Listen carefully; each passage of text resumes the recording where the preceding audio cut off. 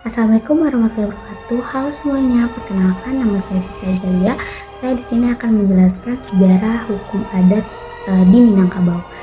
Yang pertama itu ada abad ke-17 di mana Sumatera Barat ini dihuni oleh Kerajaan Melayu Damasyara yang dipimpin oleh Raja Parameneswara yang menjadi pusat penyebaran agama Islam. Lalu ada pada abad ke-13 di mana migrasi besar-besaran dari Jambi dan Palembang membawa Islam ke daerah Minangkabau membentuk beberapa kerajaan-kerajaan kecil.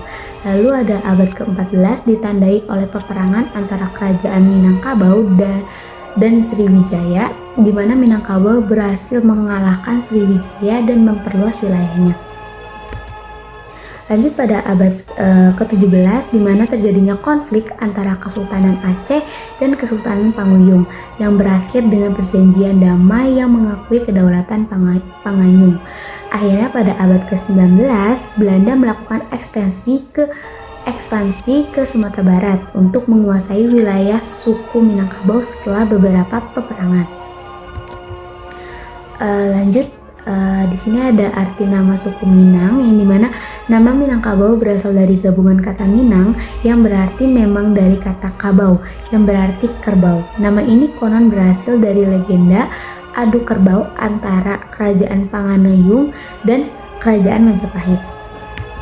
Lanjut ada asal-usul suku Minangkabau, yang dimana itu yang pertama itu suku Minangkabau merupakan ras Deutero Melayu yang berasal dari Teluk Tonkin atau Vietnam Utara sekitar tahun 500 sebelum Masehi. Lanjut yang kedua ada itu suku Minangkabau memiliki dua suku utama, yaitu suku Koto Pilang dan suku Budi Caningo. Yang ketiga itu ada suku Minangkabau berkembang menjadi banyak suku, di antaranya adalah suku Tanjuang, Cainaniago, Koto Pilang, Guci, Simabur, Sikumbang, Jambak, dan Melayu. Lanjut ada wilayah persebaran di suku Minangkabau, yaitu wilayah persebaran kebudayaan suku Minangkabau itu meliputi kawasan yang kini masuk ke dalam provinsi Sumatera Barat. Suku Minangkabau juga tersebar di separuh daratan Riau, bagian utara Bengkulu, bagian barat Jambi, dan pesisir barat Sumatera Utara. Lanjut ada bahasa, di mana bahasa yang digunakan oleh suku Minangkabau adalah itu bahasa Minangkabau sendiri. Bahasa ini juga merupakan bahasa daerah yang dituturkan oleh masyarakat Minang di Provinsi Sumatera Barat. Oke, di sini saya akan menjelaskan tentang hukum orang adat Minangkabau. Di sini yang kami temukan ada syarat badan hukum nagari. Yang pertama, setiap nagari harus mempunyai anggota masyarakat yang memiliki hubungan genealogis atau suku. Yang kedua, setiap suku di nagari tersebut harus terdiri dari kesatuan parwik yang berarti persaudaraan yang terhubung ke garis keturunan ibu. Ketiga, setiap kampung harus memiliki ketua. Yang keempat, rumah bertunggai, rumah gadang yang dimaksud adalah rumah bertunggai, dan tungganai adalah nama untuk kepala bagian rumah gadang yang memiliki parwi. Saya Deswita Pramantasari yang akan melanjutkan materi selanjutnya mengenai hukum keluarga adat dalam suku Minangkabau. Nah, bagaimana pelaksanaannya? Yang pertama bisa melalui garis keturunan, di mana keturunan ini ditentukan melalui keturunan ibu, sehingga anak-anak akan mengikut nama dan juga harta warisan dari pihak ibu. Hal ini menciptakan adanya struktur keluarga yang berfokus pada perempuan. Yang kedua ada melalui perkawinan. Perkawinan ini biasanya dilakukan dengan sistem panggih atau pertemuan antara kedua belah pihak, di mana pihak laki-laki datang ke rumah perempuan untuk melamar. Yang ketiga ada melalui harta warisan, di mana harta warisan ini dibagi berdasarkan prinsip matrilineal, di mana harta benda akan diwariskan kepada anak perempuan. Namun, laki-laki juga memiliki hak atas harta, terutama dalam konteks pengelolaan dan juga penggunaan. Yang keempat, ada melalui peran perempuan, di mana perempuan ini memiliki posisi yang kuat dalam keluarga dan juga masyarakat. Mereka berperan sebagai pengurus rumah tangga dan juga mengambil keputusan dalam hal harta dan juga pendidikan sang anak.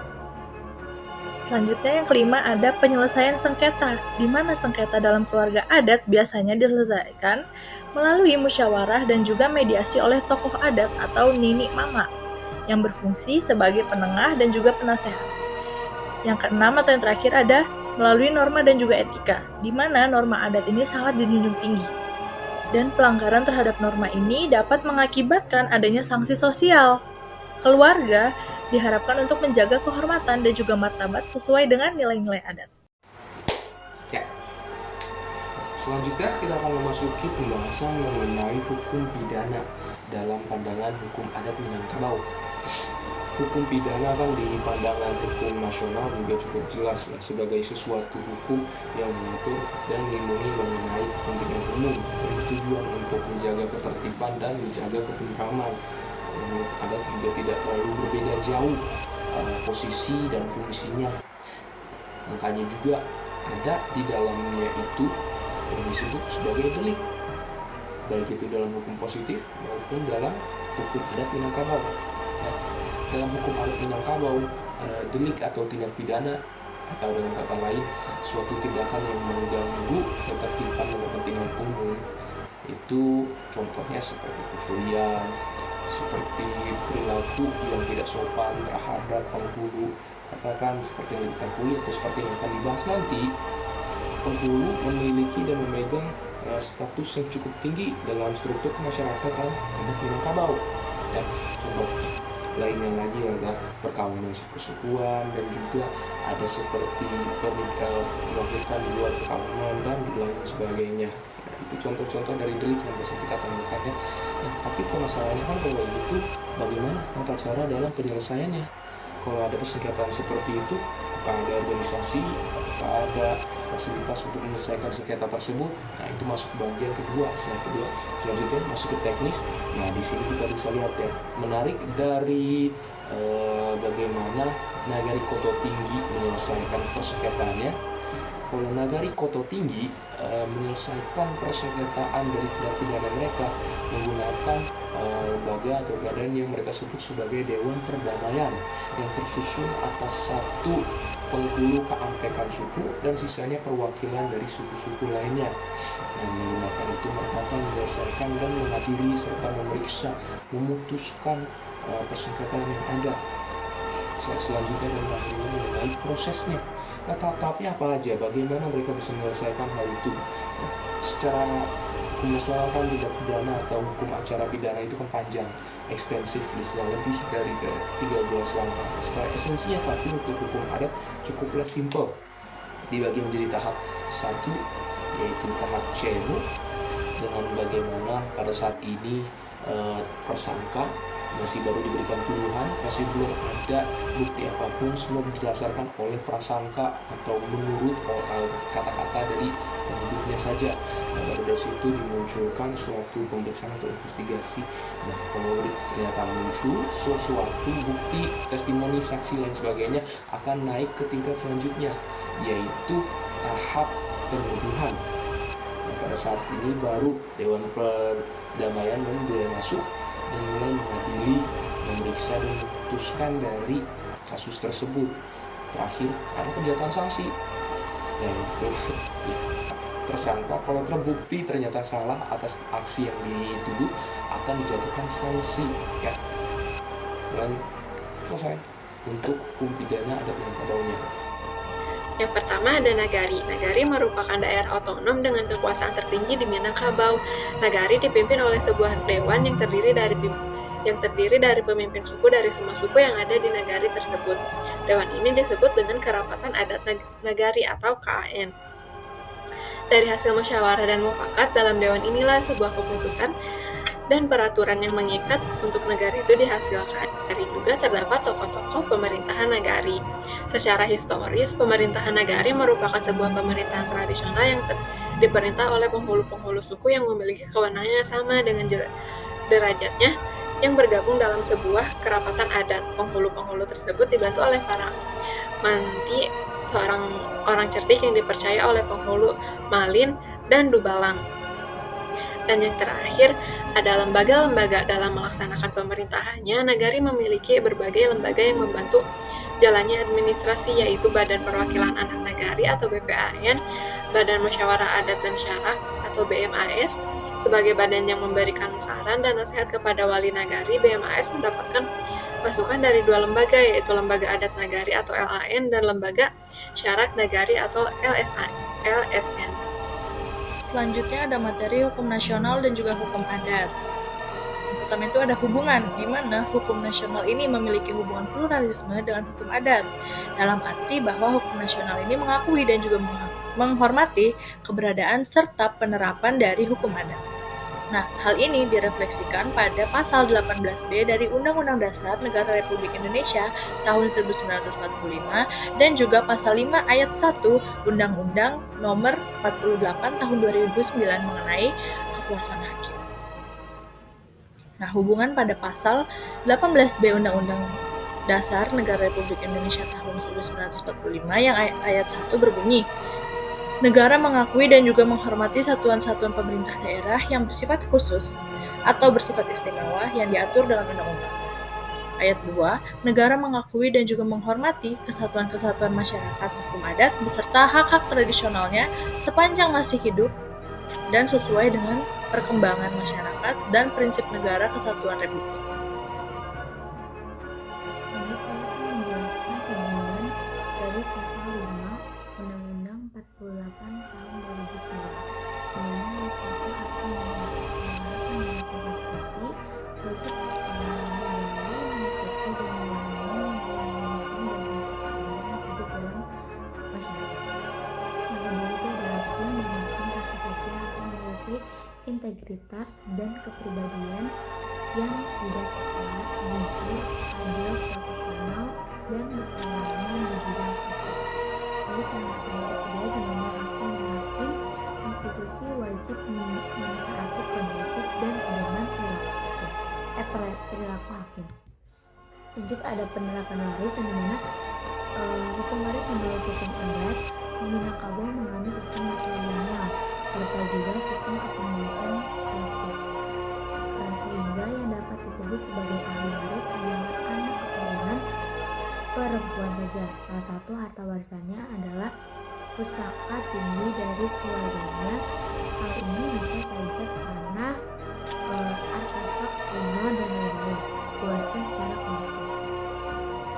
Lanjut ada penerapan perkawinan yang dimana pihak yang dilarang untuk kawin yang pertama itu mengawini ibu dan ayah, anak saudara seibu dan sebapak, saudara ibu dan bapak, mertua dan menantu, anak istri dan ibu atau bapak tiri, saudara kandung istri atau suami, dan yang terakhir ada anak saudara laki-laki. Jadi ada penerapan perkawinan juga yang dimana pihak yang dipandang buruk untuk dikawini menurut hukum ada Minangkabau. Yang pertama itu mengawini orang yang telah diceraikan kaum kerabat, sahabat, dan tetangga dekat. Yang kedua mempermalukan perempuan yang sekerabat, sepergaulan, dan setangga. Yang ketiga itu ada mengawini orang yang pernah dalam pertunangan. Yang terakhir itu ada mengawini anak tiri saudara kandung. Lanjut ada sanksi apabila dilanggar. Yang pertama itu membubarkan perkawinan itu. Terus yang kedua itu hukum buang dengan diusir dari kampung atau dikucilkan dari pergaulan. Yang terakhir itu ada hukum denda dengan cara meminta maaf kepada semua pihak pada suatu perempuan dengan memotong seekor sampai 2 ekor binatang ternak. Selanjutnya kita akan membahas mengenai salah satu keunikan dari suku atau Minangkabau, tradisi yang lebih tepat lagi untuk kita bahas. Yang pertama dan yang ingin saya ungkit adalah upacara tabik. Itu upacara yang dilaksanakan atau tradisi yang dilaksanakan oleh suku Minangkabau. Ya, lebih tepatnya lagi mereka yang bertempatan di pantai barat Sumatera pada setiap tanggal 1 sampai 10 Muharram. Tradisi ini dilaksanakan dalam rangka memperingati kematian dari Husain bin Abi Thalib dalam perang Karbala di antara perang Husain dengan Raja Yazid bin Muayyah pada abad ke-6 sebelum Masehi. Ya. Untuk bagaimana proses pelaksanaannya bisa dilihat di slide selanjutnya dengan tahap-tahapnya saja. Yang pertama adalah pengambilan tanah. Ya, dengan secara literal para penduduk atau pemukim yang tinggal di dekat sungai, hulu sungai atau yang daerah menghubungkan antara sungai dengan laut yang muaranya itu akan mengambil tanah dengan baju yang putih dalam rangka membangun tahap selanjutnya, yaitu membangun daraga. suatu kuburan seremonial untuk menandakan tempat peristirahatan dari Husain bin Abi Thalib. Ya. Setelah dari itu mereka akan melaksanakan juga yang namanya penebangan pisang. Penebangan pisang ini juga memiliki makna seremonial pada ritual tertentu khususnya, seperti suatu pohon pisangnya harus ditebas melalui satu tebasan saja. Nah, apabila tidak tertebas dalam satu tebasan, harus diulangi mencari pohon pisang baru sampai dengan satu tebasan. Baru bisa lanjut ke tahap selanjutnya, yaitu mengarak-arak jari. Dalam tahap ini, para lelaki dari suku-suku Minangkabau pemukim sekitar situ akan mengarak-arak suatu jari seremonial, tidak jari beneran, ya, penggantinya kalau tidak salah itu boneka, ya, untuk diarak-arak sekitar desa, ya, menjadikan parade. Nah, di sini untuk menunjukkan salah satu bagian cerita kisah dari kematian Husain bin Thalib. Dalam kematiannya dia dimutilasi dan dikirimkan ke bagian daerahnya kembali dan bagian-bagian tubuhnya saja. Jadi ini dilakukan dalam rangka menunjukkan kekejian dari Raja Yazid. Nah, baru slide selanjutnya kita akan masuk ke tahap yaitu tablik naik pangkat. Di sini perlu konteks sepertinya. Sebenarnya itu kan tablik itu bayangkan aja sebagai odong-odong atau ondel-ondel yang berasal dari Jakarta, itu boneka yang besar, maskotnya, ya. Bayangkan seperti itu kan terbuat dari suatu keranda, ya, cuma satu full.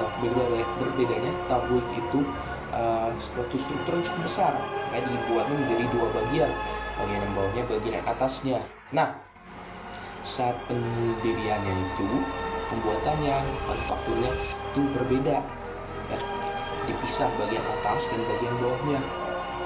Nah, pada upacara tablik naik pangkat yang di bagian terpisahnya itu disatukan menjadi satu, gitu.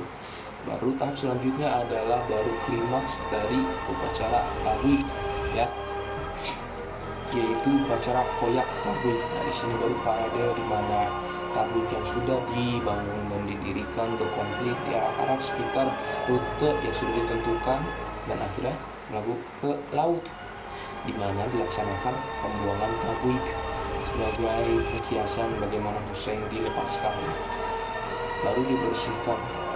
Oke, selanjutnya ada mengenal adat dan istiadat dari suku Minang. Salah satunya adalah Bataga Kudo-Kudo. Jadi, Bataga Kudo-Kudo ini ialah tradisi gotong royong yang dilakukan dalam membangun rumah, masjid, dan juga tempat umum lainnya. Tujuan utama dari acara Bataga Kudo-Kudo ini ialah untuk pembangunan lebih cepat terselesaikan dan mempererat tali silaturahmi antar masyarakat. Rasa gotong royong dan juga tolong-menolong yang dimiliki masyarakat sekitar untuk pengerjaan dan juga dana agar pembangunannya cepat selesai. Bagaimana proses pelaksanaannya? Yang pertama itu ada proses musyawarah, di mana pada awal ini diadakan kegiatan musyawarah atau mufakat awal pada acara Bataga Kudo-Kudo. Ini terdapat nilai gotong royong dan juga tolong-menolong di dalamnya. Nah, hal ini bertujuan untuk mencapai suatu kepentingan dan juga kesepakatan bersama. Selanjutnya ada proses mengundang, di mana pada tahap ini ada prosesi mengundang yang maksudnya ini mengundang masyarakat dan kerabat agar datang pada acara Bataga Kudo-Kudo. Yang ketiga ada acara alek, di mana pada kegiatan ini itu tercipta suatu kerjasama demi adanya kepentingan bersama. Berikutnya ada tamu undangan yang berdatangan dan juga hadir pada acara yang diselenggarakan oleh tuan rumah. Yang keempat ada mandoa, di mana pada tahap mandoa ini dilakukan untuk sebagai ungkapan rasa syukur kepada Allah karena telah terselesainya atau berjalan lancar acara Bataga Kudo-Kudo. Yang terakhir ada musyawarah akhir, di mana pada tahap akhir ini dilakukan mengenai pembahasan atau perhitungan hasil dari yang didapatkan selama acara alek dari Bataga Kudo-Kudo. Oke, selanjutnya gimana sih cara pelaksanaan upacara turun mandi ini? Oke, yang pertama, Setelah si anak lahir, diberitahukan kepada pihak keluarga bapak atau induk bako tentang si ibu melahirkan seorang anak laki-laki atau perempuan. Lalu si ibu dibawakan daun marunggai atau pucuk daun katuk untuk disayur oleh si ibu si bayi. Selanjutnya, setelah ibu si bayi sudah pulih dan sudah kuat, maka akan diberitahukan kepada pihak induk bako tentang rencana dilaksanakannya upacara turun mandi. Setelah tanggal ditetapkan, maka pihak bako akan menyiapkan segera perlengkapan dan persyaratan sekaligus menyiapkan personil yang akan ikut serta dalam upacara ini. Lalu selanjutnya, apa sih yang perlu dipersiapkan untuk upacara turun mandi ini? Beberapa yang harus disiapkan adalah diantaranya ada yang pertama batiah bareng badulang, yang kedua sigi kain baruak, yang ketiga tampang karambia, yang keempat tambuak, yang kelima pulau nasi. Di berbagai daerah ini perlengkapannya itu bisa berbeda-beda, tapi yang secara garis besar itu adalah seperti ini. Lalu selanjutnya mencampur pulau nasi dengan darah ayam dan arang yang kemudian diletakkan di bejana yang sudah disiapkan, dan yang satunya akan dibawa ke pemandian. Jika pemandian sudah selesai, maka selanjutnya adalah prosesi menghanyutkan bibit kelapa dari hulu untuk kemudian ditangkap oleh ibu saat kelapa mendekati sang anak. Dan selanjutnya pengambilan batu memakai tangguak. Batu ini diambil sebanyak 7 buah, dan bibit kelapa yang tadi ditangkap oleh si ibu harus ditanam di pekarangan rumah. Setelah semua prosesi selesai, maka ibu dan bayi tersebut akan diarah kembali ke rumah.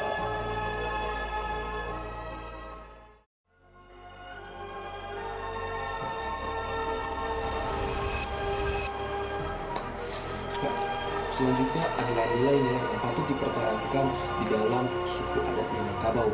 Ya, dari kita lihat, kita dapat melihat dan mengekstraksi 4 nilai yang patut untuk ditiru dan dipertahankan di dalam keadaan masyarakat sekarang juga berasal dari suku adat Minangkabau. Yang pertama adalah kemandirian, yang kedua adalah solidaritas, yang ketiga adalah ambisius, dan keempat adalah religius. Dari mana sih kita bisa melihat hal itu? Untuk dari kemandirian kita bisa melihat dari bagaimana ada budaya untuk dan ekspektasi bagi para pria yang pemuda yang sudah mencapai umur yang dewasa untuk merantau dan mencari kesuksesan buat diri mereka masing-masing. Dan solidaritas di sini juga masih berhubungan dengan budaya merantau begitu, dengan bagaimana pada setiap daerah itu, hampir pada setiap daerah ada yang namanya ikatan orang Minangkabau atau suku Minangkabau. Artinya bagaimanapun jauh dari mereka tanah ibunya, mereka masih mengingat asal daerah mereka dan ingin menumbuhkan organisasi atau perkumpulan kekeluargaan.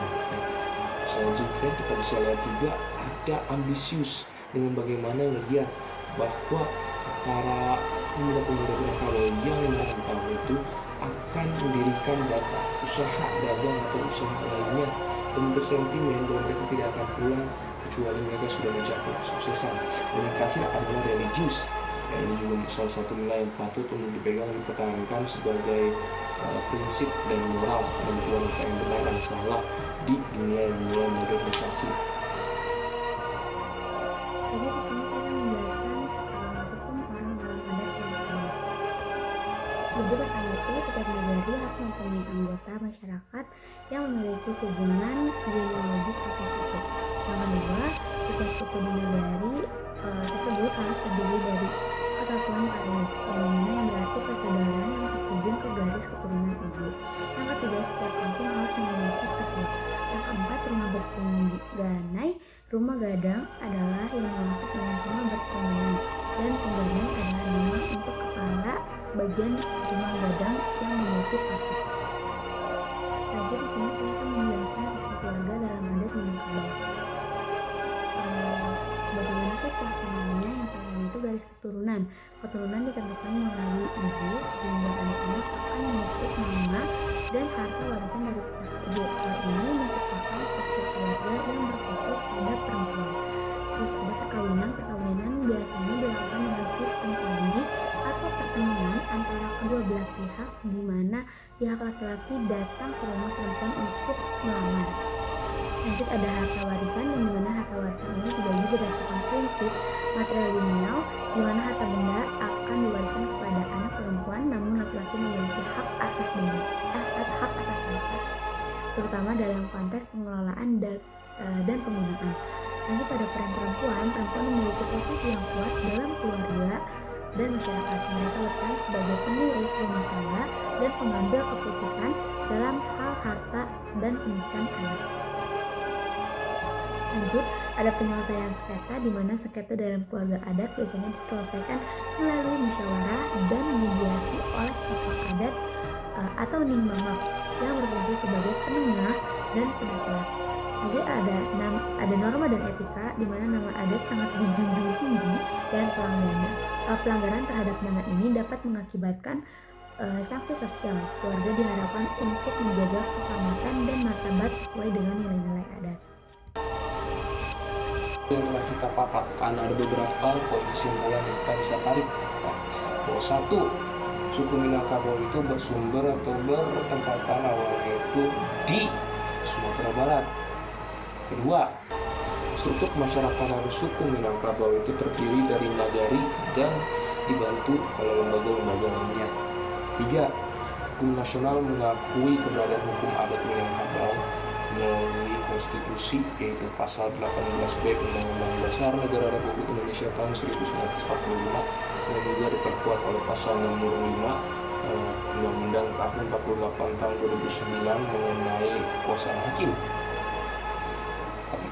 Selanjutnya, hukum adat Minangkabau juga diperbolehkan untuk diterapkan dalam masyarakat sekitar secara hukum, ya, seperti hukum warisnya, hukum perkawinannya, hukum orang, hukum pidana, dan lain sebagainya selama tidak melanggar atau melawan dari hukum nasional. Selanjutnya lagi, suku Minangkabau memiliki banyak sekali adat istiadat yang harus dilestarikan dan patut dipertahankan, ya. Contohnya itu seperti yang tadi sudah dibahas, upacara tabuik, ada lagi kudo-kudo, dan terakhir upacara turun mandi yang berdasarkan PPT yang telah kita tampilkan, ya. Dan yang terakhir, berdasarkan yang telah ditampilkan juga, suku Minangkabau memiliki beberapa nilai-nilai yang patut dipertahankan seperti kemandirian, ambisius, solidaritas, serta juga nilai religius. Sekian dari kelompok kami, sekian dari saya. Terima kasih telah perhatikan. Wassalamualaikum warahmatullahi wabarakatuh.